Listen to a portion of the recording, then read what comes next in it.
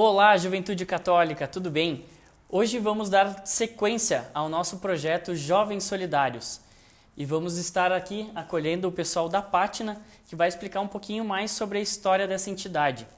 Essa entidade que é a Pastoral de Apoio Toxicômano Nova Aurora. É a entidade beneficente de assistência social que conta com uma equipe multidisciplinar de 60 colaboradores para atuar na prevenção, recuperar e reinserir na sociedade os dependentes químicos e seus familiares. Em 7 de dezembro de 1993, em uma Assembleia Geral, foi oficializada a criação da Pátina, tendo sido eleita a senhora Maria de Lourdes como a primeira presidente dessa entidade. O trabalho desenvolvido pela entidade une ciência e fé para resgatar e fortalecer os vínculos familiares, sociais, acadêmicos e laborais. Além disso, potencializa as competências e minimiza as fragilidades de cada pessoa que é acolhida pela Pátina. Então, sejam bem-vindos, Maria de Lourdes, Darcy. Obrigada. Eu vou começar fazendo algumas perguntas, então, sobre a entidade. Naquele momento, no instante de 1993, o que levou a comunidade caxiense a ver a necessidade de criação, dando início à Pátina? Na verdade, nós começamos até antes de 93, porque acho que é importante dizer que Caxias não tinha um serviço com relação à dependência química. Tinha para os alcoólicos anônimos e narcóticos anônimos, na época, também tinha um grupo assim, muito tímido, que estavam se reunindo. E aí nós sentimos essa necessidade, até a pessoa que pensou em tudo isso e que teve esse desejo foi a Sandra Gazzola, né? Que infelizmente faleceu agora há pouco tempo, mas ela que pensou nisso e foi convidando as pessoas. Então nós ficamos assim praticamente 2 anos fazendo reuniões. E cada reunião vinham pessoas diferentes, até que a gente conseguiu montar realmente um grupo, né, que pegou valendo, e foi muito interessante porque nós tivemos uma senhora que é muito presente na nossa sociedade, que é a Terezinha Serafini. Ela fez um bingo beneficente na época e nós tínhamos um nome, era Projeto Nova Aurora. Era só que a gente tinha o desejo de trabalhar na recuperação de dependentes químicos. E nós também não tínhamos muito conhecimento sobre isso, só sentimos a necessidade, porque infelizmente a droga avançava, né, muito para dentro das famílias, com os nossos jovens. E aí ela nos deu um recurso para a gente iniciar um trabalho. E isso foi num final de ano, e era naquele período em que assim, a inflação era altíssima, o dinheiro rendia bastante. Nós colocamos numa conta poupança, né, esse recurso, e 3 meses depois, então, a gente teve a coragem assim, de já alugar um espaço pequeno e começar o nosso trabalho. No início, se tinha muito preconceito.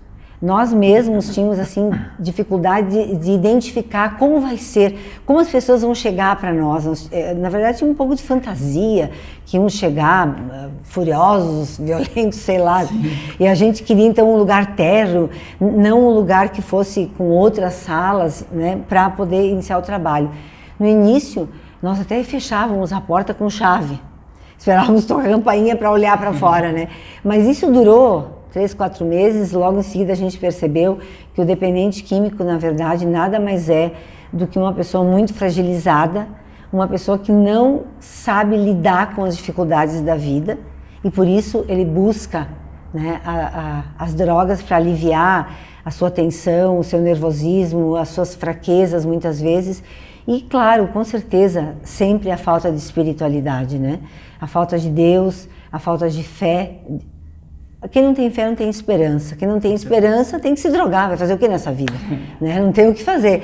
Então, a gente logo percebeu isso e conseguimos assim evoluindo no nosso trabalho, né?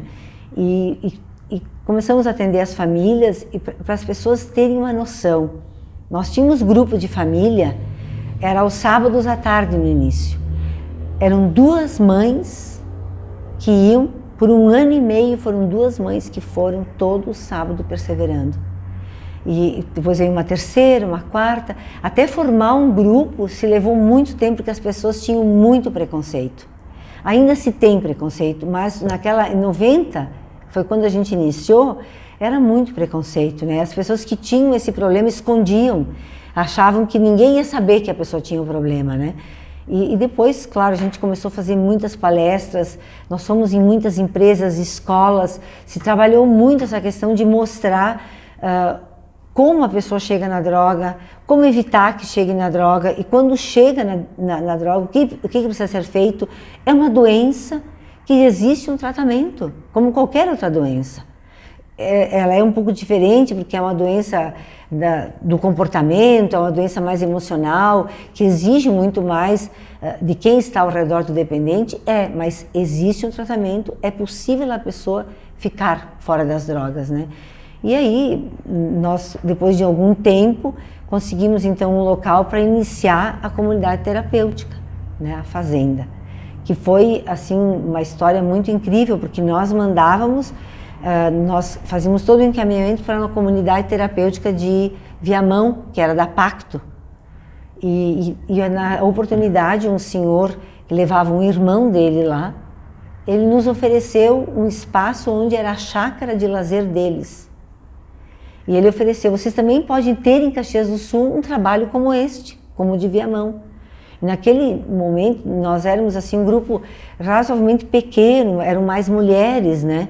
E a gente ficou meio na dúvida, mas é uma responsabilidade tu ter uma comunidade terapêutica, pessoas lá de domingo a domingo, né? Funcionários, enfim, era um trabalho grande, pesado daquilo que a gente fazia. Eu, no primeiro momento, puxei meio que para trás. Não, mas não vamos assumir isso, a gente já tem um compromisso grande com o que a gente está fazendo, né?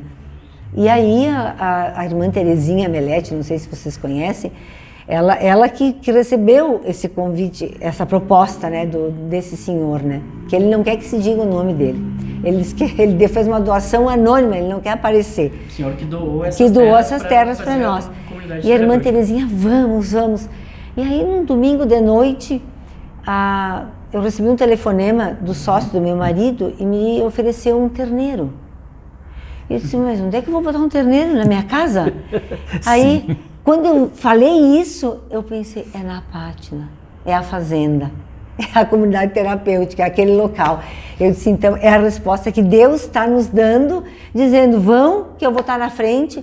Tanto é que a comunidade se chama Comunidade Terapêutica Senhor Jesus, né? E a partir dali a gente aceitou a proposta e só fomos ampliando e melhorando cada vez mais. E aí temos então também a nossa comunidade terapêutica, além de fazer um trabalho na sede, a gente faz um trabalho lá também, né? Legal. É um pouco da história, né? Um pouco da história. Sempre bom conhecer. Assim como a Maria de Lourdes já comentou, como é que funciona a organização da Pátina hoje? Como é que funciona a sede, os atendimentos e também a comunidade terapêutica onde são recebidos os dependentes químicos? Bom, assim, todo o projeto a gente visa o contexto da vida, né? No sentido do equilíbrio do ser humano. Quando as pessoas chegam, elas chegam totalmente desorientadas. Então a gente precisa ter uma dimensão muito humana, né? De acolher, de entender um pouco o contexto pelo qual eles estão vindo ali procurar ajuda. E nós, como a equipe multidisciplinar, seja psicólogo, seja voluntários, seja pessoal de administração, no sentido de direcionar toda essa infraestrutura, né, para que a gente possa dar o mínimo de condições de uma boa acolhida, né? Estamos ali para escutar. Estamos ali para direcionar. Os grupos de entreajuda, como diz o nome, é um grupo onde as pessoas falam e relatam, no caso, as suas histórias, e a partir dali o que se vê, se ouve e se fala não sai dali. Porque lá fora as pessoas não entendem, né, o porquê que a gente está dentro dessa dimensão de uma doença, né? A Organização Mundial de Saúde discrimina isso como uma doença progressiva e de término fatal. Então, na sede, a gente acolhe tanto o dependente como os seus familiares. E a gente faz um trabalho de conjunto, né?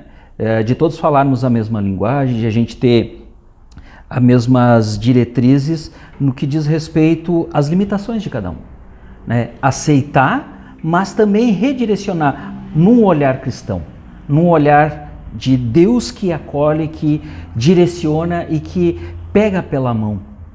A gente não, assim como Jesus, a gente não discrimina, não julga, né, o pecador. A gente ama o pecador.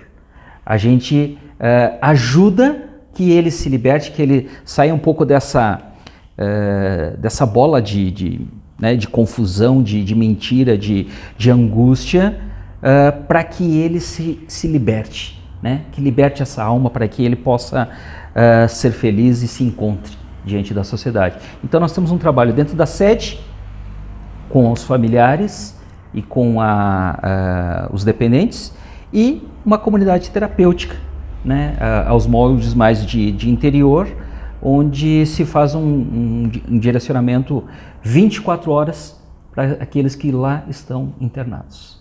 Que ficam por um período de 9 meses, que é muito significativo, né? Como se fosse nascer de novo. Uma gestação. Porque a recuperação do dependente químico, ela passa muito por mudança de hábitos e atitudes. Se ele não mudar os hábitos que ele tinha, ele vai recair, ele vai voltar às drogas. Então é feita uma proposta diária, né? Onde ele vai participar de um cronograma desde o despertar até o repouso à noite. Todos os que estão dentro da comunidade terapêutica, eles vão trabalhar, entre aspas, cuidar do local, né? Além então desse cuidado que é a alimentação, a limpeza, a horta, jardinagem, né? Tem alguns bichinhos, enfim, eles atuam para que o lugar seja limpo, saudável, né? Eles fazem o próprio alimento, eles lavam as suas roupas, né? Cada um lava as suas, né? Todo dia ter essa rotina, essa mudança de hábitos que ele tem que fazer para poder sair daquela situação. E o mais importante é que dentro dessa rotina se também insere um espaço bastante significativo que é com relação à espiritualidade. Exato, é isso que eu ia pedir para vocês. Como é que eles inserem na espiritualidade? Se eles têm um momento de oração? Porque como é que já o despertar, antes mesmo do café da manhã, é lido sempre o Evangelho do dia. Para que eles possam pensar durante o dia na palavra de Jesus. No final do dia, que tem a resta do terço todos os dias, não é obrigatório, às vezes são evangélicos, enfim, não é obrigatório rezar o terço. Mas quem quer vai rezar o terço, quem não quer vai ficar num outro espaço fazendo uma leitura bíblica, tirando uma mensagem, uma reflexão. Então, são 2 momentos assim bem pontuais, né, de manhã e à tardinha, com relação a isso. Mas sempre antes das refeições é feita uma oração. Verdade. Todas as sextas-feiras eles têm missa. Nós recebemos todo o apoio ali do São Romédio, né, o Padre Paulo e o Padre Mateus, que então fazem uma celebração da Eucaristia. Nós oportunizamos catequese para eles.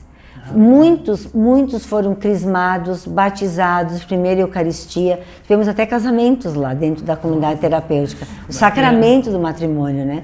Então agora mesmo tem um grupinho se preparando. A gente oferta e vai quem quer. E a gente já teve propostas muito interessantes assim.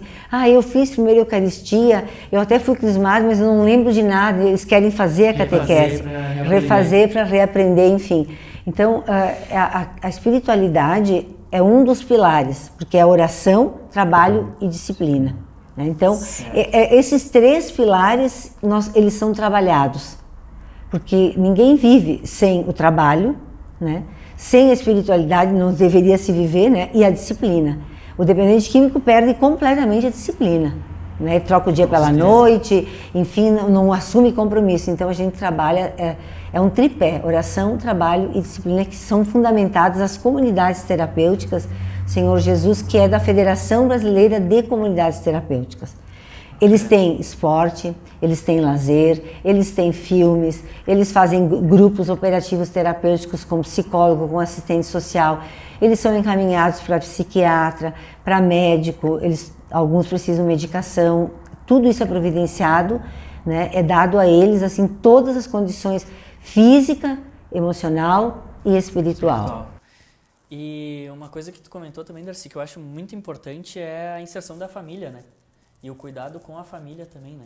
Perfeito. Que faz essa parte de não focar somente no dependente químico, mas em sim aonde ele vai ser recebido após, quem sabe, o tratamento, né? Na realidade, existe todo um tabu, onde o problema está no dependente químico, né? E a gente se aprofundando e acompanhando um pouco as histórias, a gente percebe que um espelho inspirador de toda dependência química é a família. Então não adianta a gente dar um suporte, dar um redirecionamento, diretrizes para um novo despertar da sua vida, se quando ele chegar de volta dentro do seu ambiente familiar e social, ele vai se deparar com aquele ambiente negativo, com aquele ambiente mentiroso, enfim, ruim. E por mais que a pessoa queira, eu falo por mim, dentro dessa dimensão da espiritualidade, onde que a gente costuma fazer retiros, fazer encontros para o autoconhecimento e encontro pessoal com Deus, quando a gente volta desses encontros, a gente está com a bateria cheia, a gente está alegre, tá a milhão, quer mudar o mundo. Só que a nossa energia vai diminuindo, porque não estão no mesmo ritmo. E aí então tu imagina aquele ritmo negativo, aquele ambiente que te proporciona muitas coisas obscuras. E aí vai te sufocando. E aí, por mais que ele queira continuar sóbrio, com uma qualidade de vida, com novas perspectivas, ele começa a ficar fraco. E se ele não tem essa dimensão do alimentar a espiritualidade, o suporte, um grupo de entreajuda que ele se sinta inserido, acolhido, e ele se sinta parte. Isso faz com que a pessoa fique de pé, a pessoa tenha qualidade de vida. Caso contrário, sozinho a gente não consegue. A família é importantíssima nesse processo. A família muitas vezes é uma avó, muitas vezes é um tio, é um padrinho, não importa. E muitas vezes desestruturados. Então a Fátima, por meio do amor exigente, que é uma metodologia que orienta a família de como agir diante da droga. Porque o que a gente percebe? As famílias, normalmente quando elas chegam para nós, elas estão muito destruídas, né? E já tentaram várias coisas e não deu certo. Então, a falta de conhecimento sobre a dependência química, sobre a doença, que é uma doença comportamental, torna muitas vezes os familiares codependentes. Sim. Eles acabam ficando reféns, sabe, do dependente químico, que promete, não vou, agora não vou, mas nunca mais. Então a família dá uma coisa, uma viagem, ou dá uma roupa, tenta substituir, porque agora ele prometeu, não, agora vai dar certo.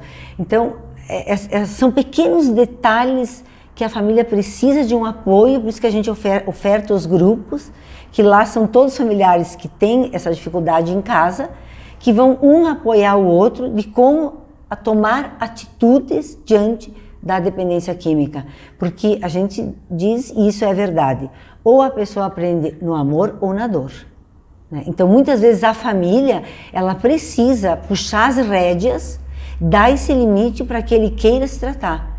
E muitas vezes as famílias têm medo, porque eles ameaçam, né? Às vezes os traficantes ameaçam, cobram. Então, essa semana uma pessoa me disse assim, o que meu pai vai fazer? Os traficantes cobram, ele acaba pagando.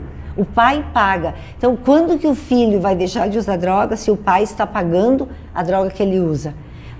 Entende? Então, indo num grupo, participando, ele vai se fortalecendo para tomar atitudes. Então, como o Darcy comentou, né? sobre alguns serviços que são prestados aos beneficiários, enfim, aos familiares também. Tem alguns setores específicos de voluntariado e eu queria saber um pouco mais sobre como é que funcionam esses setores de voluntariado, como os voluntários atuam dentro da Pátina, né? Questão, tu comentou de psicólogos, assistentes sociais e os voluntários também que se dão a partir dos próprios formações dos dependentes químicos dentro do centro de recuperação, né? Nós estamos carentes, na verdade, de voluntários, pensando assim que o grupo, né, que iniciou lá em 90, já estamos numa certa idade, né? Então nós precisaríamos de jovens. Renovar nosso grupo. De pessoas mais jovens que pudessem nos ajudar. Nós temos, por exemplo, um bazar beneficente, né? Um brechó, um bazar, enfim, que nós abrimos 2 tardes por semana. Se nós tivéssemos mais gente, nós poderíamos abrir mais tardes, né? Nós recebemos muita doação de roupas boas, sabe? Isso o pessoal assim colabora muito, mas precisa ter gente ali para poder atender as pessoas que chegam, né? E esse valor que entra, nós vendemos o produto barato, estamos ajudando as pessoas assim de menos posse, né? E é um valor que nos ajuda bastante a fazer frente às nossas necessidades, porque é importante dizer que nós temos 15 funcionários, porque o nosso serviço ele funciona de domingo a domingo, dia e noite, então nós precisamos de pessoas pagas, né? Não podemos contar somente com voluntários. O atendimento todo feito dentro da comunidade terapêutica por psicólogo e assistente social, ele é pago. Os próprios monitores? Os próprios monitores, os que são dependentes, que são recuperados, né, que ficam lá, porque tem que permanecer pelo menos 2 pessoas por turno. São 30, 35 pessoas que estão lá dentro, homens sendo trabalhados, né? Então, nós precisamos realmente de voluntários que nos ajudem nos grupos aqui na sede, na captação de recursos, nos eventos que nós fazemos, né? Até colocar ingresso, a gente está fazendo uma rifa agora, nós estamos fazendo um almoço junto com a DCE, nós estamos sempre apresentando projetos, né? Precisa de gente mesmo na sede, até para ficar atendendo o telefone, ficar na portaria, recebendo as pessoas, encaminhando.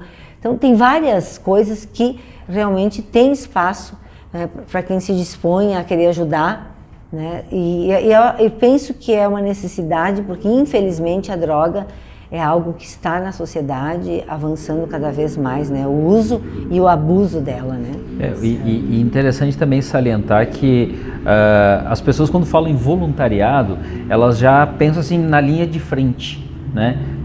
Mas eu não tenho conhecimento nesse segmento sobre essa problemática, né? O que eu vou fazer lá? Né? Mas não, a Lourdinha falou muito bem, não é somente quem está ali na frente, né? Mas nos bastidores, no ajudar a organizar o brechó, né? Vender ingressos, tem uma gama enorme de... Desde as tarefas mais simples às mais complexas, né? Exato, que pode ser feito, né? Que pode ser colocado como doação nesse sentido do seu tempo, né? E hoje, assim, quais áreas de atuação vocês veem que está mais necessitado de pessoas, de voluntários, dentro da Pátina, dentro desses setores que vocês citaram? Por exemplo, é muito importante. Até estagiários de psicologia a gente tem lá também, que sempre vão, né? Mas psicólogos, assistentes sociais, até enfermeira, né? Que é importante porque tem que controlar a medicação, tem que conhecer, a gente recebe doação, tem que saber. São várias coisas, várias profissões que podem se encaixar. É uma equipe multidisciplinar. Advogado, por exemplo, né? Uma pessoa com formação em direito, eles têm muitas situações em que eles estão inseridos, familiares, enfim, que precisam até desse apoio e dessa ajuda. A gente vai um pouco, depois desiste, sabe? O voluntário, realmente assim, eu acho que Jesus, ele foi sábio. A messe é grande e os operários são poucos. Então, a pessoa pode se apresentar para nós que nós lá vamos achar um trabalhinho para ela nos ajudar, né? E se não conhece essa área, não domina, é fácil, aprende logo. Vai ter muita gente para ensinar, literatura para ler, tendo amor, tendo vontade de ajudar, estando disponível, Deus ele capacita os escolhidos, né? Não é isso? Então, não precisa se preocupar em conhecer muito, nós vamos ajudar. Eu tenho assim muito claro o momento que eu comecei o meu voluntariado. Né? Eu recém tinha saído do seminário, eu tinha vindo no processo ali na teologia, e aí eu sentei, né? Entrei dentro dessa dimensão ali dos grupos, fui lá conhecer. Aí me colocaram em frente, a Lourdinha. Espiritualidade. Né? E aí a Lourdinha, me conta um pouco a tua história, né? E o que tu quer? O que tu se dispõe, né? Eu quero ajudar. Tá, mas o que tu pode, o que tu acha que tu pode? No mínimo posso falar de Deus. É o simples ato de querer ajudar. Sabe? Eu quero ajudar. E era essa vontade que eu tinha muito grande e que hoje é a razão pelo meu equilíbrio emocional, sabe? Esse voluntariado, essa satisfação, essa realização pessoal. É verdade. Né? A gente deixa os nossos afazeres, a gente deixa as nossas responsabilidades empresariais, família, para chegar lá e se doar. Na realidade eu chego lá e me coloco para escutar. Acolher. Na verdade, quando a gente trata de um trabalho voluntário, às vezes a gente está indo lá e acaba recebendo mais ajuda do que ofertando, né? É fantástico a dimensão da nossa vida, né? Quando a gente sai, eu já me deparei muitas vezes, né? Eu tinha chegado aqui e eu achava que eu tinha problema. Quem tinha problema era aquela fulana, aquele Beltrano, que realmente estão com um baita de um pepino. O meu é detalhe para mim me organizar, planejar, direcionar e resolver.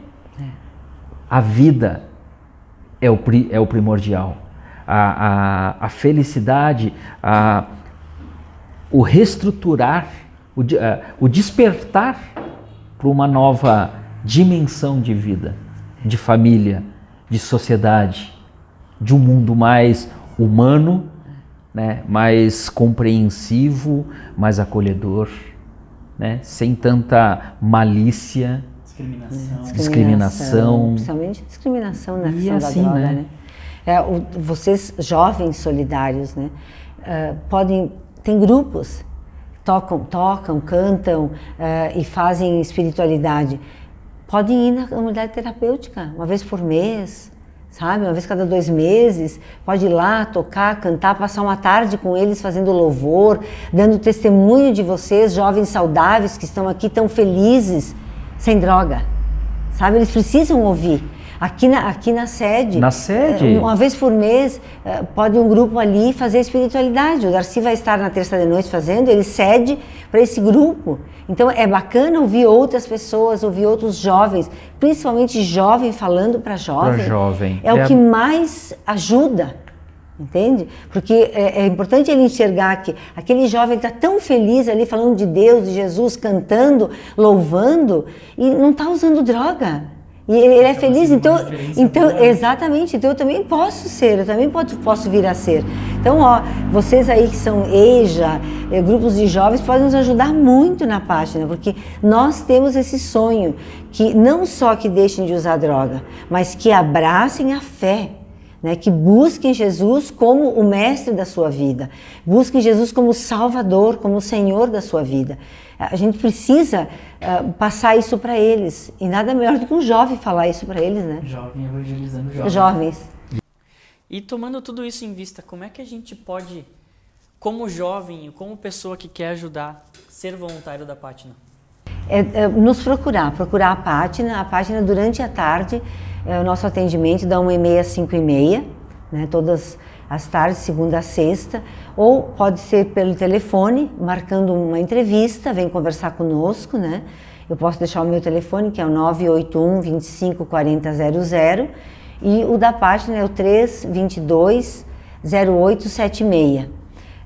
Aí marca uma entrevista, vai conversar conosco. Se você tiver vontade de ajudar, está disponível, né? Entende que é uma problemática difícil, mas que há necessidade de que a gente trabalhe em cima dela para ajudar os nossos jovens a sair da dependência química, não existe dificuldade, né? E várias coisas podem ser feitas lá, mas eu acho que é importante nos procurar, conversar conosco, a gente apresenta a Pátina, a metodologia, como a gente trabalha, e dentro do nosso trabalho e da disponibilidade da pessoa, com certeza nós vamos encontrar algo que a pessoa vai poder fazer para nos ajudar. Show! Então, vamos encaminhando por fim. Eu quero deixar um espaço para vocês também deixarem uma mensagem para esses jovens, para a nossa juventude católica, nossa juventude de hoje, que às vezes se encontra tão perdida quanto, né? Mesmo sem a utilização de drogas ou com a utilização de drogas. Deixar um espaço para vocês falarem um pouco também e, quem sabe, tocarem, né, com essa fala de vocês um pouco esses jovens a estarem junto conosco, sendo voluntários, sendo pessoas melhores para esse mundo. Eu acho que é difícil a família que não tem experimentado essa tristeza que é a dependência química, né? Então, nós temos que fazer algo para poder ajudar esses jovens, não só a saírem da droga depois de dependentes, mas também de trabalhar a questão da prevenção para que eles não busquem a droga. Isso acontece quando a gente pode trabalhar a espiritualidade. Nós somos uma pastoral da Igreja Católica, nós professamos a fé católica, né, cristã católica, e às vezes nós temos dificuldades de ter pessoas que professam a mesma fé, que nos ajudem a trabalhar essas questões da espiritualidade dentro da comunidade terapêutica, mesmo na sede. Então a gente faz um apelo, né, que as pessoas se disponham a nos ajudar, a fazer com que a Pátina possa cada vez mais ajudar as pessoas a reinventar a sua história, né, e poder ser feliz porque Deus nos fez para que nós fôssemos felizes. Com problemas, com dificuldades, mas felizes porque temos fé no nosso Deus. E muito mais do que entender, né, como é que é, abstrair intelectualmente todo o contexto, é ter no coração a vontade de mudar, a vontade de contribuir, de construir um mundo diferente.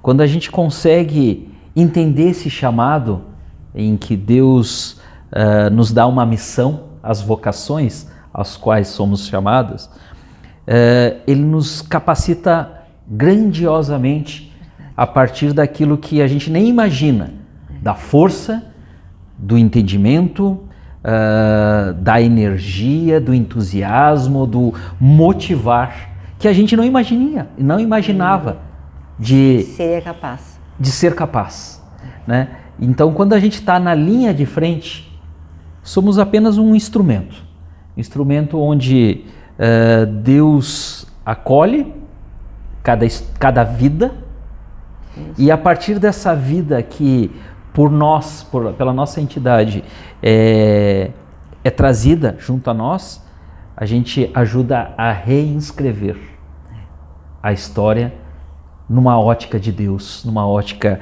cristã, dando um sentido, dando uma verdadeira realização pela qual a nossa existência está aqui. A gente nasceu para o amor, para o amor. Não somos seres jogados na existência. A gente é filho amado de um Deus que nos ama, que nos capacita, que nos encoraja e que nos dá a possibilidade de amar o irmão incondicionalmente, né? Muitas vezes puxando as orelhas, né? Porque nem sempre está no caminho certo. Então, vamos redirecionar, meu irmãozinho, né? Com muito amor, com muito carinho, né? Mas buscar o caminho de Jesus. Amém. Então tá, pessoal. Queria agradecer, Lourdinha, Darcy, por terem trazido essa aula tão linda sobre como a gente deve seguir, como a gente pode ajudar e de como a gente pode ser jovem e voluntário também. Então, agradecer em nome do setor, agradecer a Pátina e com certeza hoje vocês vão mudar alguém nesse mundo, né? Com essas palavras, com todas as atitudes que vocês tiveram desde 1990, como tu comentou, onde iniciou o trabalho de vocês. Então, queria agradecer mais uma vez e dizer que a gente vai botar o endereço da página e os telefones na nossa legenda e agradecer mais uma vez a todo mundo que está aqui nos assistindo. Tenha uma boa semana e domingo que vem nos acompanhe novamente com o projeto Jovens Solidários.